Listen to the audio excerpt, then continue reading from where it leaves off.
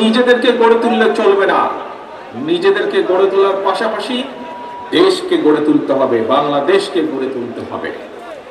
প্রিয় বন্ধুরা, সেই সমান মহান লক্ষ্যকে সামনে রেখে বাংলাদেশ জাতীয়তাবাদী দল বিএনপি আগামী দিনের নীতি, ধর্মীয় সামাজিক মূল্যবোধে উচ্চকিত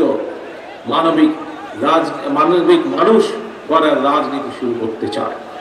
বিএনপির আগামী দিনের নীতি কর্মসংস্থান সৃষ্টি আর নিরাপদ কর্ম পরিবেশ নিশ্চিত করার রাজনীতি।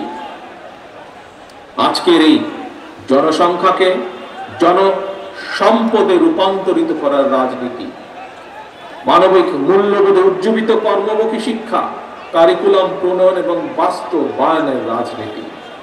এই বিষয়গুলো যেহেতু তোমরা ছাত্র দল, তোমরা যেহেতু ছাত্র সমাজের অংশ, সেজন্যই আজকে তোমাদের সাথে সরাসরি সম্পৃক্ত এরকম দু চারটি বিষয় তোমাদের সামনে আমি তুলে ধরব।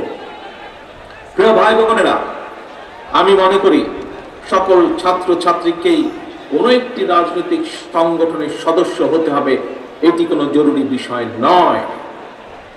তবে প্রত্যেক শিক্ষার্থীকে যার যার অঙ্গনে সফল হওয়ার জন্য নিজেদেরকে যোগ্যতম হিসাবে গড়ে তোলার প্রচেষ্টা থাকা সবচাইতে বেশি জরুরি। তোমরা তোমাদেরকে যোগ্য নেতৃত্ব হিসেবে গড়ে তুলবে, এটি জরুরি। তবে একই সাথে একটি জরুরি কথা মনে রাখতে হবে, যোগ্য নেতৃত্বের অর্থ শুধুমাত্র নেতা কিংবা নেতৃত্বের অর্থ শুধুমাত্র কোনো একটি রাজনৈতিক দলের পদবি অর্জন কিংবা শুধু ভবিষ্যতে এমপি বা মন্ত্রী হয় নয়, বরং শিল্প, সাহিত্য, সংস্কৃতি, শিক্ষা, স্বাস্থ্য, কৃষি কিংবা ব্যবসা, প্রত্যেকটি সেক্টরেই দক্ষ নেতৃত্বের প্রয়োজন। কারণ এই সবগুলো সাবজেক্টের সাথে দেশের সামনে এগিয়ে যাওয়া সম্পর্কিত। তোমাদের নিজেদেরকে দক্ষ এবং যোগ্য হিসাবে গড়ে তুলতে হবে।